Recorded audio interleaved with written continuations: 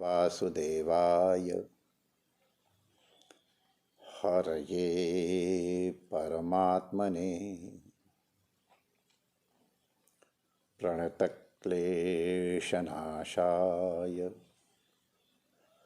श्रीगोविन्दाय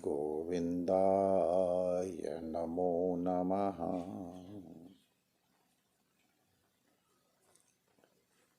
ठाकुर हमरे रमण बिहारी, हम हैं रमण बिहारी के। साधु सेवा धर्म हमारा, काम न दुनियादारी। कोई भला कहो चाहे बुरा कहो, जब हो चुके रमण बिहारी के। श्री रमण बिहारी लाल की जय। श्री सद्गुरुदेव भगवान की जय।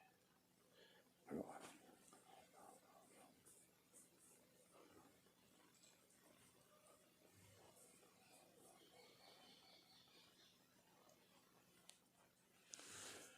नारायण नारायण नारायण नारायण।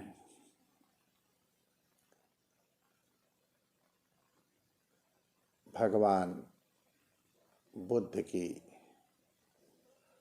महापरिनिर्वाण की रात्रि थी।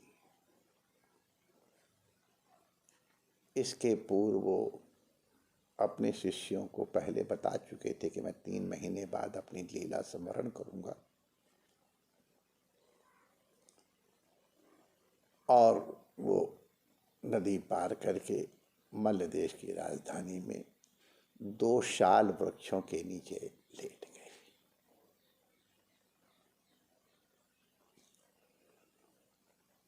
तथागत का स्वास्थ्य अच्छा नहीं था।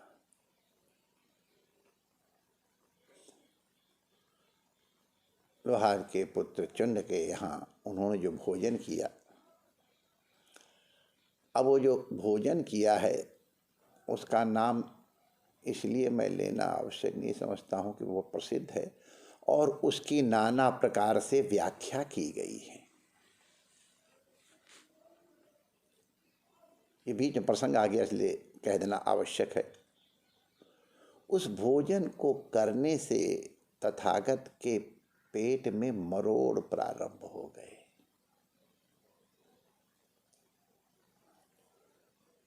प्रसाद पाते हुए भिक्षा करते हुए चंद्र को आज्ञा दी, ये जितना अवशिष्ट प्रसाद है जो हमको कराया है उसको धरती पे गाड़ दो। इससे बहुत कुछ संकेत मिलते हैं। लेकिन तथागत परम करुणावतार हैं। उन्हें स्मरण हुआ कि कहीं लोग इस भक्त के ऊपर हमारे जीवन का अंतिम भोजन कराने का कलंक न लगा दें। इसलिए तथागत ने कहा कि जीवन में 2 बार मैंने भोजन का आनंद लिया है। एक जब बोध के पूर्व, जब सुजाता ने हमको दूध पिलाया था, खीर खिलाई थी, उसको मैं नहीं भूलूंगा। और आज चंद्र ने मुझे जो भोजन भिक्षा कराई है उसको मैं नहीं भूलूंगा। माने ये एक अद्भुत संकेत है। बुद्धत्व के पूर्व और ये इस शरीर के पात का भी जो निमित्त बना, उन दोनों को एक समता पर लाके करुणामय ने इस विवाद को समाप्त कर दिया। तो वो अंतिम दिन था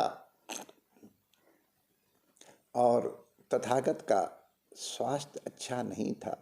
बोल ठीक से नहीं पा रहे थे। सांस भी कुछ कुछ उखड़ने लग गई थी। उस समय एक सन्यासी सुभद्र वो तथागत के दर्शनार्थ आया और तथागत उस समय शरीर से अस्वस्थ थे, स्वरूप में तो आनंद में थे ही। तो उसने जब जिज्ञासा की कि हमको तथागत के दर्शन करने हैं, हमको अपने प्रश्न पूछने हैं, तो आनंद का ये कोई अवसर है? तथागत का शरीर स्वस्थ नहीं है, वो नहीं मिल पाएंगे।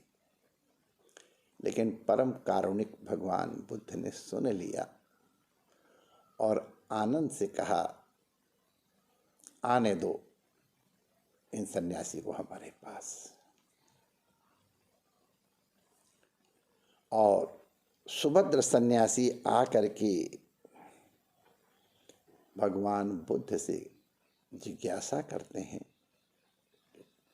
प्रभु मैंने पुराण कश्यप जी का नाम सुना है, भास्कर घोषाल पुत्र का नाम सुना है, अजित केश कंबल का नाम, ये सब उस समय के प्रसिद्ध नाम है महापुरुषों के। काकुद कात्यायन का नाम सुना है, संजय वैशाली पुत्र का नाम सुना है, निर्गंथ नाथ पुत्र का नाम सुना है, अलार कालाम का भी नाम सुना है। आप प्रभु बताएं इन्हें संबोधि प्राप्त हुई या नहीं हुई। तथागत ने कहा, उनको संबोधि प्राप्त हुई या नहीं हुई इससे तुम्हारा क्या प्रयोजन सिद्ध होता है। अगर तुम चाहते हो, आपकी जिज्ञासा हो, तो तथागत तुम्हें वो मार्ग दिखा सकते हैं जिससे कि आप संबोधि को प्राप्त कर लें। सन्यासी सुभद्र ने जब इस प्रकार उत्तर सुना तो उन्होंने कहा, मैं प्रस्तुत हूं। और तथागत ने उन्हें अष्टांगिक मार्ग का उपदेश दिया, देशना प्रदान की। और उस देशना के प्राप्त करते ही सन्यासी सुभद्र का जैसे अंतःकरण के कपाट खुल गए हों, ज्योति प्रकाशित हो, भगवान की शरण में हो गए। प्रभु मुझे अपना शिष्य बना लीजिए, मैं आपकी शरण में आना चाहता हूँ। अंतिम दिन सुभद्र का बगल के घर से छुरा लाया गया, मुंडन हुआ, चीवर वस्त्र दिए गए, त्रिरत्न बुद्धम शरणम गच्छामि, धम्मम शरणम गच्छामि, संघम शरणम संगच्छामि का उच्चारण करा करके जो प्रज्ञा की विधि कराई गई, सुभद्र तथागत के अंतिम शिष्य हुए। और वो बहुत ही उच्च श्रेणी के महापुरुष हुए और उनको संबोधि की प्राप्ति हुई। तथागत का ये धर्म चक्र प्रवर्तन का ये उनकी इस काया से अंतिम शिष्य था। वैसे तो उनके आज तक धर्म चक्र प्रवर्तन जो प्रारंभ हुआ सा वो अब तक चल ही रहा है, उसकी चर्चा हम फिर करेंगे। तथागत बुद्ध अपने बोधि के अनंतर उन्होंने चलते चलते प्राणायाम और ध्यान की एक विधि अपनाई थी। वो करते हुए जा रहे थे, वो एक कमल सरोवर के तट पर विराजे। वहाँ उन्होंने कमल सरोवर में देखा कि कुछ कमल अभी धरती से माने कीचड़ से उग रहे हैं, पानी के अंदर ही हैं। कुछ उग करके मुड़ गए हैं कली के रूप में, कुछ पत्तों के रूप में स्थिति है उनकी, कुछ अभी कली के रूप में है, कुछ प्रस्फुटित हो गए हैं और कुछ प्रस्फुटित होके उनके पत्ते गिर गए हैं, तो केवल कमल गट्टा रह गया है। तथागत को ये बुद्धिस्त हुआ,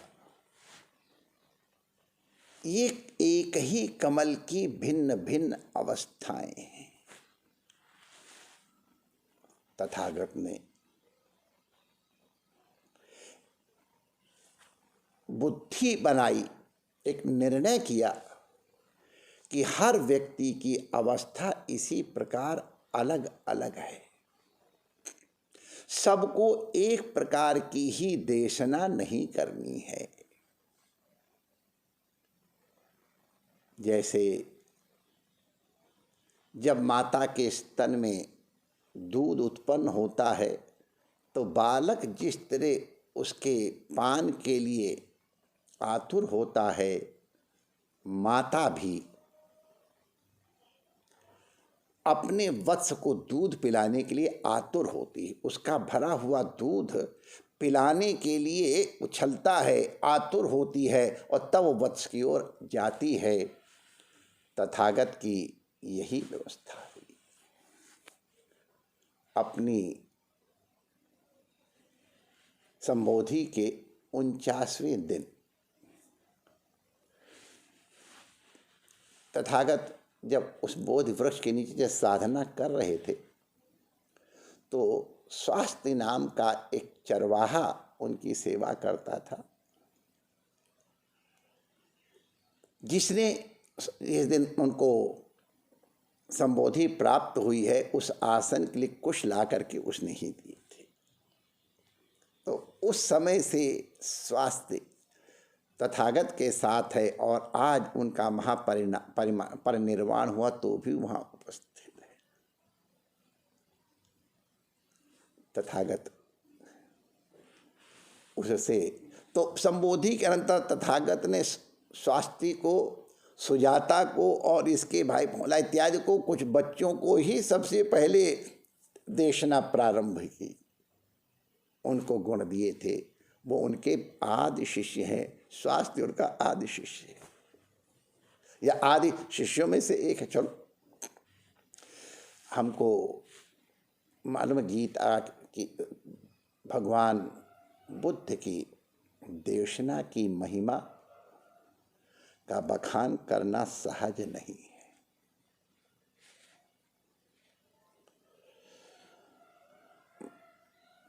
गीता और अगर हम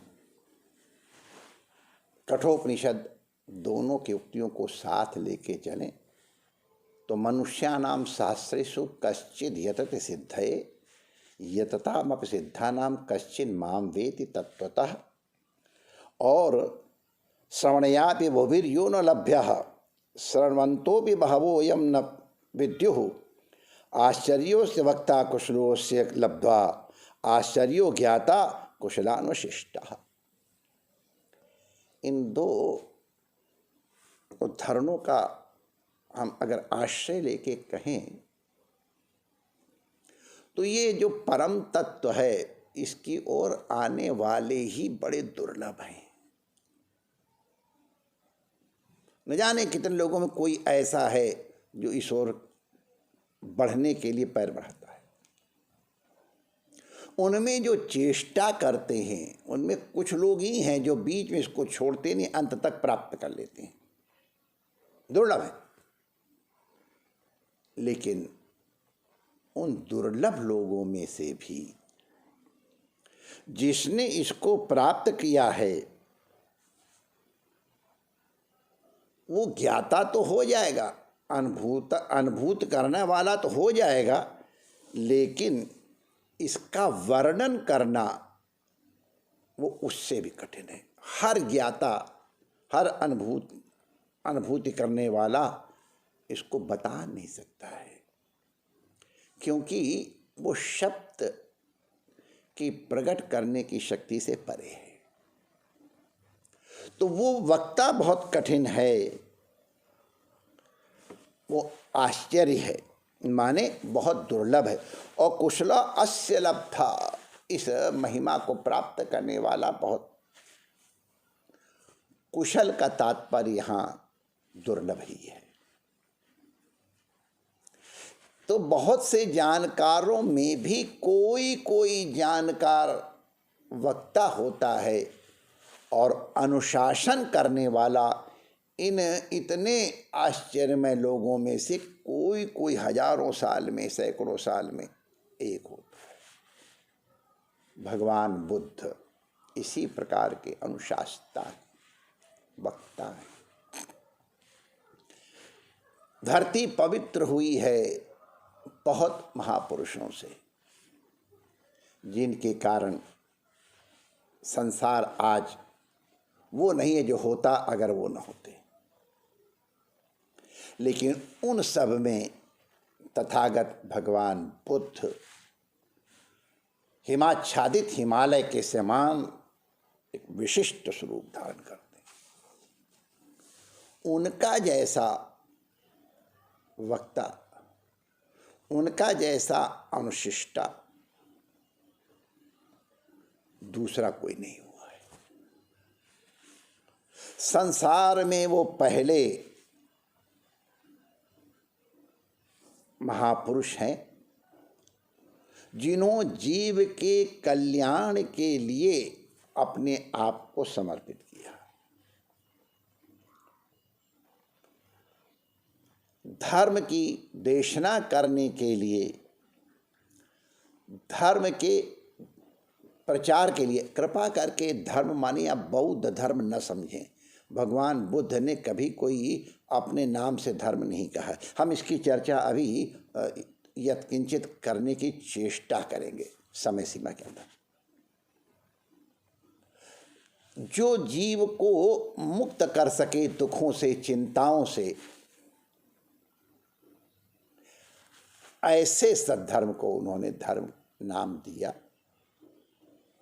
और उसके प्रचार के लिए जिस तरह संगबद्ध उन्होंने प्रयास किया, एक धर्म संघ बनाया, वो इतिहास में पहली घटना है।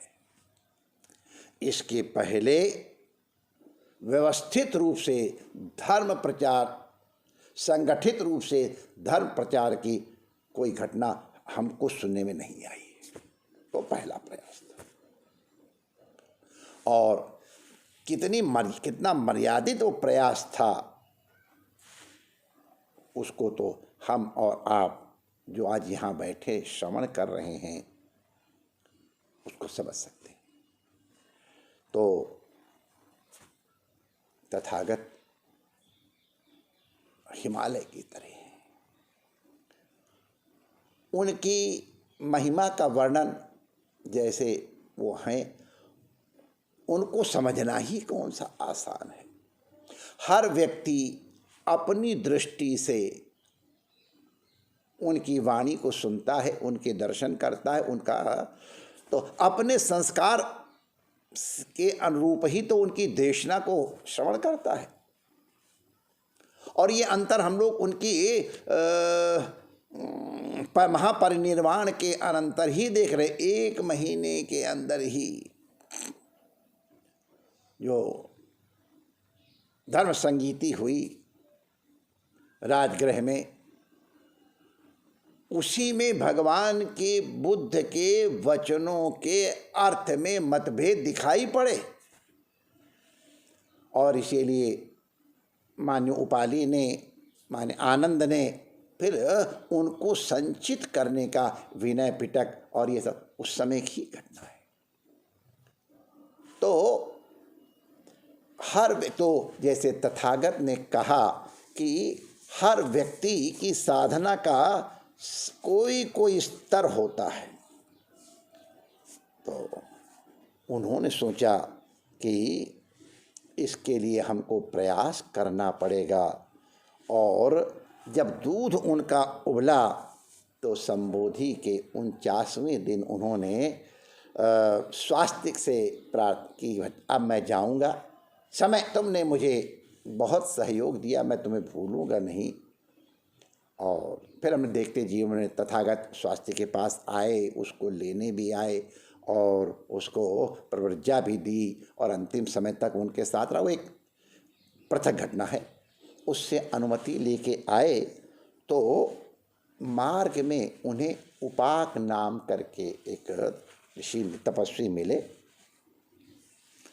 और उनको देख करके तथागत को देख उसने कुछ प्रणाम किया। इन्होंने पूछा तो तथागत को लगा, क्योंकि जब वो संबोधि के लिए आए थे तो उसके पहले आलार कलाम जी के पास रह करके साधना की थी और उद्रक रामपुत्र के पास रह करके कठिन साधना की थी। तो सबसे पूर्व उनका ध्यान आया। ये उनकी करुणा है कि उन्होंने मुझे इतनी आगे तक बढ़ाया है, अब सबसे पहले मैं चल करके उनको ही अपनी उपलब्धि प्रस्तुत करूं जिससे वो लाभान्वित हो सके। तो उन्होंने उपाक से पूछा कि आप कहाँ से आ रहे हैं? तो उनका मैं उद्दक राम पुत्र जी के शिक्षा केंद्र से अभी भी आया हूँ। तो उन्होंने पूछा कि पूज्य उद्दक राम पुत्र जी हैं? का नहीं, अभी कुछ दिन पहले उनका शरीर शांत हो गया, पीड़ा हुई बुद्ध को। उन्होंने की पूछा कि अच्छा ये बताओ, आलार कलाम जी विराज रहे हैं? का नहीं, उनका भी शरीर शांत हो गया। तथागत को पुनः हुआ कि जिनसे मैं उपकृत हुआ उनकी मैं सेवा नहीं कर सका। हम सब लोग जो भगवान बुद्ध से परिचित है जानते हैं कि जब वो कठिन साधना की फलहीनता को समझ गए थे तो उन्होंने सुजाता की लाई हुई खीर को ग्रहण किया था।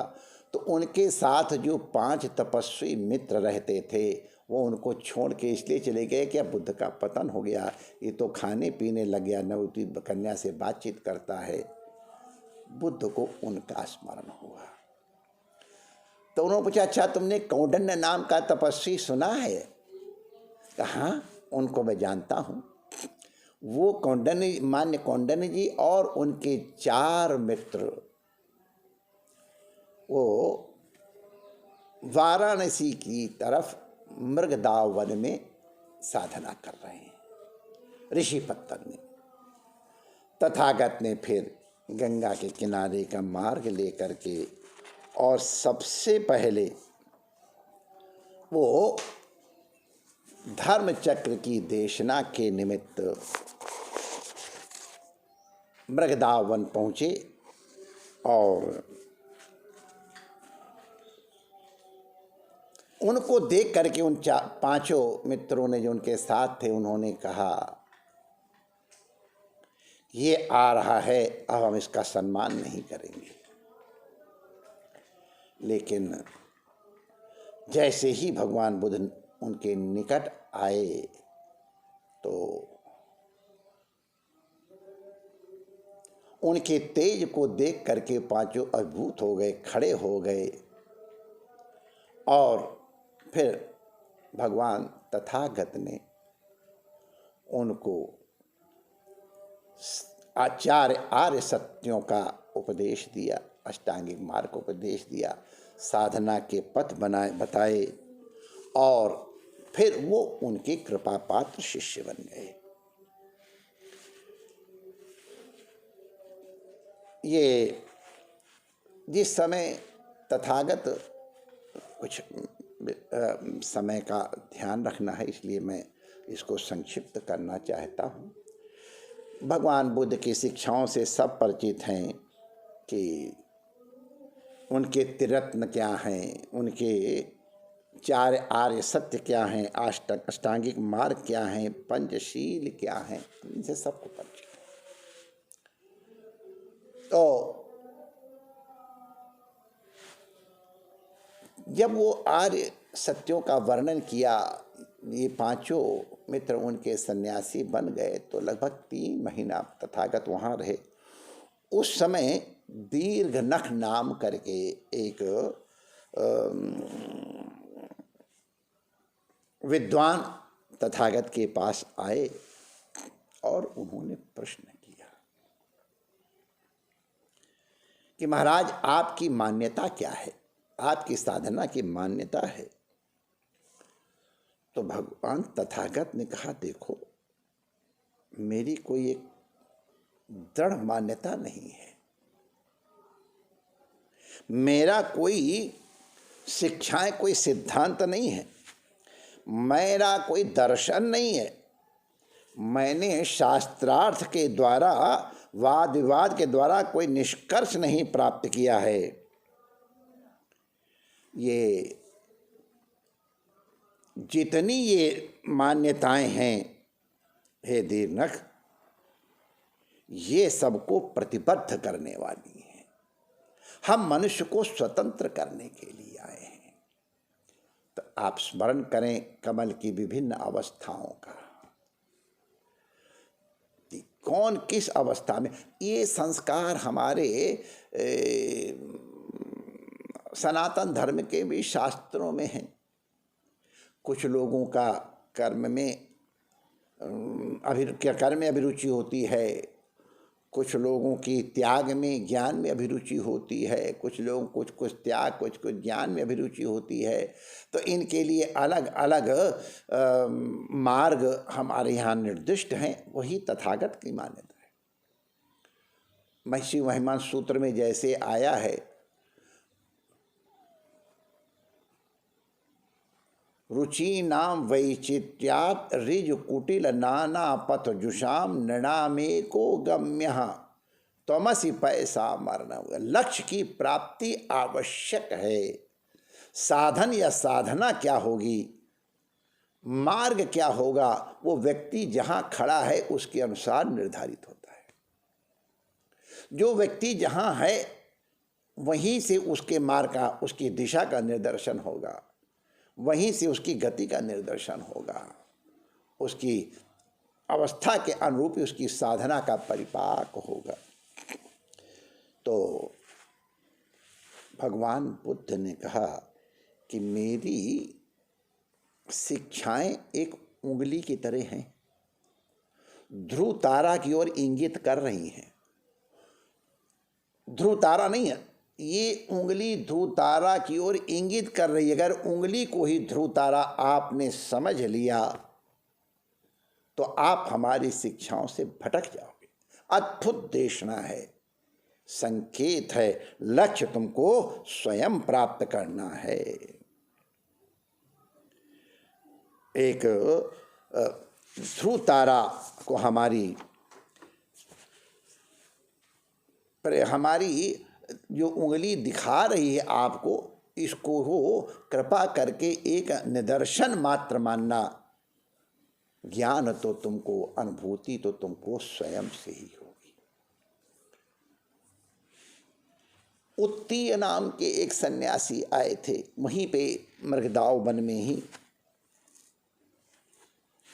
उन्होंने प्रश्न किया, वही आत्मा है कि नहीं है, संसार अनादि है कि आदि है, सृष्टि विषयक जब प्रश्न किया तो भगवान बुद्ध ने कहा, माननीय उत्तीय, मैं इन प्रश्नों का उत्तर देना नहीं चाहूँगा। ये बुद्ध का मौन बहुत प्रसिद्ध है। कुछ प्रश्नों के विषय में वही चर्चा है, मान्य उत्तीय के साथ हुई थी। तो देख, आप कोई प्रश्न का उत्तर नहीं दे रहे हमारे, आप क्या चाहते हैं? तो उन्होंने कहा, मैं उन्हीं प्रश्नों का उत्तर देता हूँ जो चित्त और शरीर के नियंत्रण करने में साधन के संबंध में हो, जिससे चिंताओं की मुक्ति प्राप्त होए।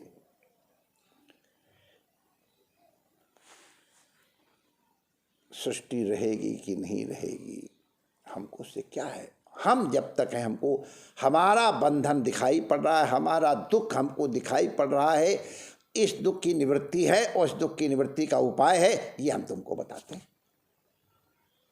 तो बुद्ध का जो प्रसिद्ध मौन है यहाँ पर, तो इस तरह के प्रश्न को वो यही कहते थे, प्रसिद्ध है कि विष का तीर तुमको लगा है। अब अगर तुम प्रश्न करते हो कि तीर किसने मारा, किस एंगल से बाण चलाया, इसमें कौन सा विष लगा है, उसकी मंशा क्या थी तीर मारने वाले की, अरे इन प्रश्नों से उससे तुम्हें क्या हो गया? तुमको तीर लगा है, विष है, उसको निकाल करके औषधि करके अपने जीवन रक्षण का प्रयास करो। उन व्यर्थ के प्रश्नों को उठाने की आवश्यकता नहीं। और बहुत उचित बात है, प्रायः साधक लोग इन्हीं प्रकार के व्यर्थ के प्रश्नों में अपने मानसिक ऊर्जा और शारीरिक ऊर्जा नष्ट करते हैं। तथागत ये महाकरुणा है। तथागत की महाकरुणा के कारण ही उन्होंने जितना तुम्हें आवश्यक हो उतना बताया। वत्स गोत्र नाम के एक सन्यासी आए। तो भगवान बुद्ध ने जब आत्मशून्यता की बात करी उनसे, तो आत्मशून्यता के बारे में तथागत ने कहा, और ये चीज़ हम लोग सब लोग ध्यान रखें कि ये आत्मशून्यता कोई सिद्धांत नहीं है, ये ध्यान का एक साधन मात्र है, ये नौका है। इस नौका का सहारा लेकर के आप उस पार चले जाओ। उस पार जा करके फिर अगर नौका छोड़ी नहीं तो फिर वो नौका तुम्हारे लिए बोझा हो जाएगी। पार करने के बाद नौका को छोड़ देना ये हमारे लिए आवश्यक है। नौका का पकड़ना जितना आवश्यक है उससे कम आवश्यक उसको छोड़ना भी नहीं। तो इसी तरह के बाद हम मरने के बाद रहेंगे नहीं, इस प्रकार के अन्य प्रश्न हुए, उनको भगवान ने कोई उत्तर नहीं दिया। बड़े प्रभावशाली देशना हुआ करती थी, बड़े बड़े राजा महाराजा उनके शिष्य बने, हम लोग ये सब जानते हैं। लेकिन बुद्ध के जीवन में केवल यही उपलब्धियां ही नहीं रही हैं, उनकी करुणा कहाँ तक प्रसारित हुई है उसकी भी एक झलक लेकर के हम अपनी वाणी को विराम देने की अनुमति चाहेंगे। सबसे पहले हमने स्वास्थ्य का उच्चारण किया। स्वास्थ्य एक हरिजन बालक है और सुजाता एक गांव प्रधान की पुत्री है। वो गरीब है और वो सुजाता एक धनी मान्य की पुत्री है। और भगवान तथागत ने उन दोनों के बीच में जो दूरी थी उसको किया, उनको प्रेम बनाया। स्वास्तिक का मोटा चावल सुजाता को खिलाया, सुजाता का महीन चावल उसको खिलाया, खुद भी लिया। यहीं से उनका ये प्रारंभ होता है। हम लोग देखते हैं कि भगवान एक सुनीत नाम का, पहले सफाई कर्मचारी मल को अपनी बाल्टी में उठा के ले जाते थे कहीं ऐसी जगह, हम लोग जानते हैं, हम लोगों ने बचपन में देखा है। और हमको अब उसके कुछ भी पीला तो है ही है, अब इसको किसी तरह किया जाए। वो एक सुनीत नाम का यही सफाई कर्मचारी, शिष्टाचार से मैं कह दे रहा हूँ, आ रहा था तो तथागत अपने कुछ भिक्षुओं के साथ आ रहे थे। तो वो जब तथागत खिला तो डर के मारे इधर उधर सड़क चला गया। तो भगवान तथागत उसके पीछे पीछे चले। तो बेचारा घबरा झाड़ियों में छिप गया। जब वहाँ आने लगे तो पानी में खड़ा हो गया। उनका आओ बंधु। कहा नहीं नहीं प्रभु, मैं आपको अशुद्ध नहीं कर सकता हूँ, मैं बहुत नीच हूँ। अरे तुम कैसे नीच हो सकते हो, तुम तो बहुत पवित्र हो, आओ। और अब इसकी तो बहुत विशिष्ट कथा है, लेकिन अंत संक्षिप्त में आपको बताएं कि तथागत ने उसको न केवल स्वीकार किया, उसको प्रवर्ज्या भी दी। और उसकी प्रवर्ज्या देने के कारण नगर में एक तहलका मच गया। एक बहुत बड़ी बात थी, लोग उसको छूते तक नहीं थे, उसको प्रवर्ज्या पूज्य बना दिया। राजा प्रसेनजित के पास भी ये समस्या गई। अन्य धर्माचार्यों ने जब किया तो प्रसेनजित भी ये जिज्ञासा करने के लिए तथागत के पास आए। ये महाकरुणा जिसकी हम चर्चा कर रहे हैं, पहला इस तरह का उदाहरण पहला है। तो जब प्रसेनजित जा रहे तो एक जगह एक भिक्षु बैठ करके और देशना दे रहे थे, और इतनी सुंदर देशना थी कि प्रसेनजित ने सोचा कि मैं इसको श्रवण करूंगा, लेकिन अभी पहले तथागत के दर्शन करके अपनी समस्या का समाधान कर लूं और फिर आके सुनूंगा। प्रसेनजित तथागत के पास गए, उन्होंने प्रश्न किया। तथागत ने कहा देखो, ये जन्म से कोई महान या नीच होता है, और प्रसेनजित के ही राज्य में ही अंगुलीमाल का जीवन परिवर्तन प्रसेनजित ने स्वयं देखा है। अंगुलीमाल के ऊपर तथागत का अनुग्रह हुआ, उनकी महाकरुणा बरसी और अंगुलीमाल को विश्वास नहीं था कि मेरे पापों का कोई प्रायश्चित भी है, मुझे कोई क्षमा भी करेगा। तथागत ने उनको हृदय से लगाया, आदरणीय बनाया, उसको भिक्षु की दीक्षा दी। राजा प्रसेनजीत अपने सैनिकों के साथ आए थे अंगुलीमाल का संयमन करने के लिए। जब तथागत ने कहा कि तुम कहाँ जा रहे हो, वो यहीं आ जाएगा, कहाँ है, वो देखो खड़ा है, तो प्रसेनजीत भगा गए। रे इतना क्रूर आदमी, क्योंकि बहुत क्रूर था, लोगों ने रास्ता छोड़ दिया। कहा नहीं, अब ये क्रूर नहीं है, अब ये तपस्वी है, आप इनकी सेवा पूछो। तो अंगुलीमाल का स्वरूप ही बदल गया था। प्रसेनजीत ने प्रत्यक्ष देखा। उसको देख के राजा प्रसेनजीत को सम्मान हुआ। उनका आप हमसे कुछ चीवर स्वीकार कीजिए, कुछ भिक्षा स्वीकार कीजिए, कुछ औषधियाँ लीजिए।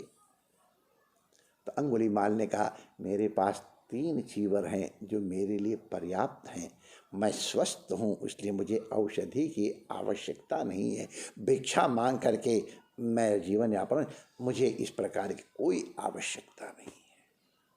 तो प्रसेनजीत का एक नया अनुभव फिर होने वाला था। जब तथागत से आके पूछा तो उन्होंने जब इस तरह कहा तो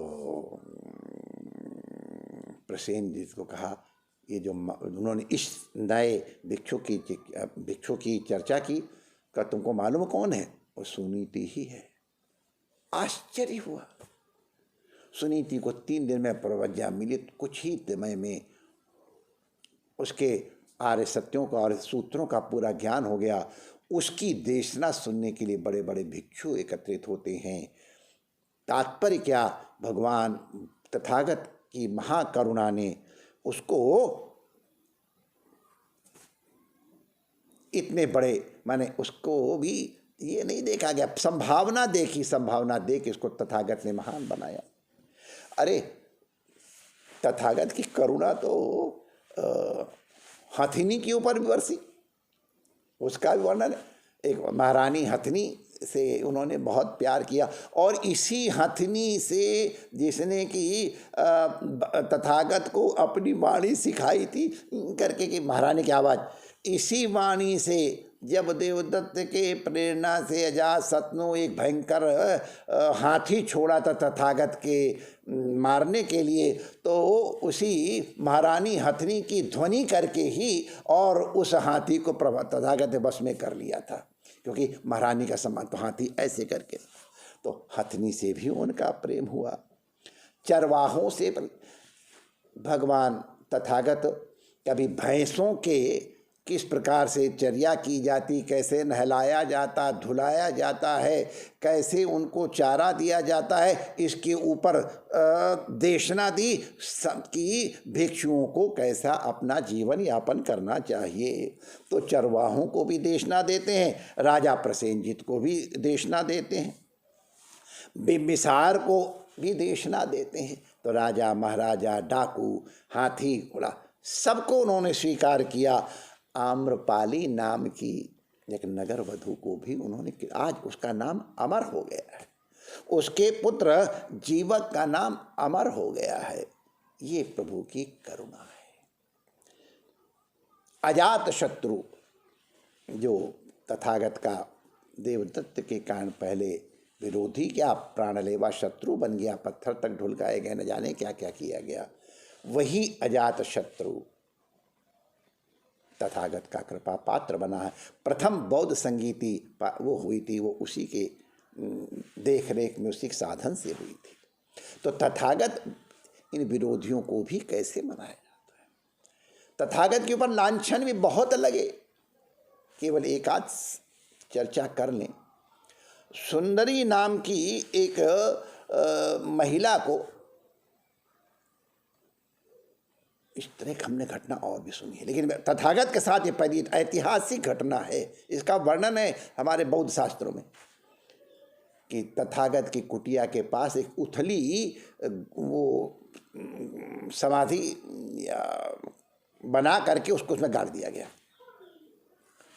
दूसरे दिन पुलिस वाले आए तो राजपुरुष कहेंगे, राजपुरुष आए तो उन लोगों ने कहा काहे के लिए कि हम इसको ढूंढेगा, यहाँ इस प्रकार की कोई बात ही नहीं है, आप देख लें, कोई चिंता नहीं। लेकिन अब वो तो सब बताए तो देखा तो तथागत की कुटिया के पीछे सुंदरी का शरीर मिल गया। बहुत बदनामी होनी थी, लेकिन तथागत धीर गंभीर रहे। अपने शिष्यों से कहा तुम लोग जैसे भिक्षा मांगने जाते थे जाओ, तुम्हारा कोई अपमान करे सहन कर लेना। एक प्रसिद्ध देशना है, एक भिक्षुक ने कहा को मैं वहाँ प्रचार के लिए जाऊँगा, आपका आदेश है। तो कहा तो वहाँ के लोग तो बड़े कुटिल, तुमको अपशब्द बोलेंगे।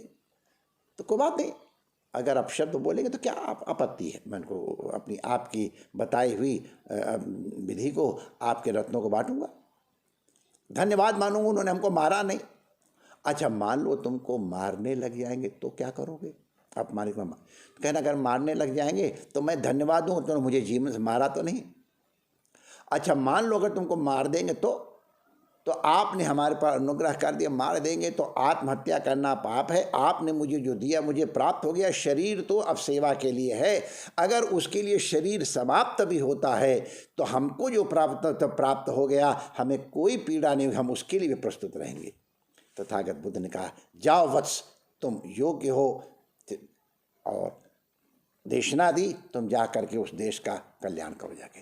तो यहाँ पर भी भिक्षुओं से कहा जाओ तुम लोग भिक्षा करो जा करके, तुम्हारा लोग अपमान करेंगे उसको सहन करना। और बहुत बड़ी बात उस जमाने में, और जो इस प्रकार के लोग और उसको अग्नि देते हैं। भगवान बुद्ध ने अपने शिष्यों को समाहित रखा, उनको भेजा, और फिर जब इनके पास राजपुरुष आए, उन्होंने कहा जरा पता करो। तो 6 दिन के बाद, सोचो 6 दिन कैसे व्यतीत हुए होंगे, कल्पना करो, जिसके बाद बड़े बड़े सम्राट आकर के नतमस्तक होते हैं, उसके ऊपर इस प्रकार का कलंक लगे। ये महिमा है तथागत की, ये उनकी अपार करुणा है कि जैसे उस सम्मान को उन्होंने सहज भाव से पी लिया, उसी प्रकार इतने भयंकर अपमान को भी सहज भाव से पी लिया। 6 दिन बाद जब वस्तु स्थिति स्पष्ट हुई तो फिर दूध का दूध और पानी का पानी हो गया। तो जीवन में कभी यश भी आता है, कभी अपयश भी आता है। देवदत्त ने भी, भगवान जो उनका चचेरा भाई था, उसने भी बहुत अब उसके प्रारंभ से ही उसके मन में बुद्ध के प्रति ईर्ष्या थी, और वो भिक्षु बन करके भी उसने संघ में विभाजन भी किया। लेकिन तथागत की करुणा देखो, अंत में जब देवदत्त साधनहीन हो के मरणशील हुआ तो तथागत ने उसको भी स्वीकार किया, हृदय से लगाया और उसका भी कल्याण किया। तो इस तरह की तथागत के जो अब ये जितने भी कर्म हैं, ये उनके करुणा के ही प्रतिफल है। तथागत ने कभी अपने साथ किसी को जोड़ने की चेष्टा नहीं की। उन्होंने कहा आत्मदीप हो, आनंद को अंतिम समय कहा था, आनंद तुम आत्मदीप हो। सन्यासियों को पूछा था, किसी कोई प्रश्न है, अंतिम समय शांत किया था। लेकिन आनंद को भी संबोधि की प्राप्ति नहीं हुई थी। तथागत ने प्रशंसा की है। पिछले 20-25 वर्षों से आनंद तुमने जिस तरह हमारी सेवा की है, ऐसा सेवक किसी को प्राप्त नहीं हुआ। उसके पहले जो सेवक थे हमारे चीवर गिरा देते थे, भिक्षा पात्र गिरा देते हैं, तुमने एक बार भी न चीवर पात्र किया है, न बार भिक्षा पात्र गिराया। जिनसे तुमको मिलाना है, चाहे राजा हो, चाहे नगर वधु हो, चाहे भिक्षु हो, उन सबकी तुमने जिस प्रकार से सेवा की है, मैं तुमसे बहुत प्रसन्न हूँ। और लेकिन अभी उसको संबोधि प्राप्त नहीं हुई थी, शायद वही एक अटक थी। तो जब ये भगवान की संबोध महासमाधि हो गई, दाह क्रिया के बाद, महाकश्यप आ रहे थे। देखो, इसको कहने में मुझे कष्ट हो रहा है, लेकिन कहूँगा। तो उसका नाम भी है, लेकिन हम जानबूझ, मेरे पास है नाम लेकिन लूँगा नहीं। उसने महाकश्यप से कहा, अच्छा हुआ बूढ़ा मर गया, रात दिन ये करो, ऐसे प्राणायाम करो, ऐसे बैठो, ऐसे उठो, अब ये तो सिरदर्द खत्म हो गया। महाकश्यप बड़े धीर गंभीर भाव से इसको सहन कर गए, लेकिन आनंद से नहीं रहा गया अपने गुरु का इस तरह का अपमानजनित शब्दों में उच्चारित किया जाना। उसने कुछ भला बुरा कहा उसको। महाकश्यप ने समझ लिया कि अभी ये संबोधि को प्राप्त नहीं हुआ, इसलिए जब संगीति बुलाई गई तो महाकश्यप ने आनंद से कह दिया, मैं चाहूँगा कि तुम इस समिति शामिल मत हो। कई लोगों को लगा आनंद जो तथागत का अभिन्न सहचर, उसको रोक दिया है, तुम अभी इस योग्य नहीं हुए हो। आनंद को इससे पीड़ा, ये उसकी उच्चता की पहचान। वो कहता मेरे जैसा व्यक्ति उसका अगर अधिकारी तो और कौन होगा। मैं तथागत के साथ 20 साल से रहा हूँ। हमारे एक साथी तो कहते मैंने 15 साल तक विचार सागर अपने सिरहाने रख करके नींद ली है, तकिया बना के रखा है। ये सच्ची घटना बता रहा हूँ। लेकिन तथागत के सन्निधि का तात्पर्य था, आनंद करा मेरे में कोई ना कोई त्रुटि अवश्य है, और दरवाजा बंद करके बैठ गया। 3 दिन तक यही विचार करता रहा, त्रिरत्नों का संग। और तीसरे दिन जैसे ही थक करके वो चटाई में लेटने को हुआ, उसे संबोधि की प्राप्ति हो गई। गुरु की कृपा उसके ऊपर बरस गई।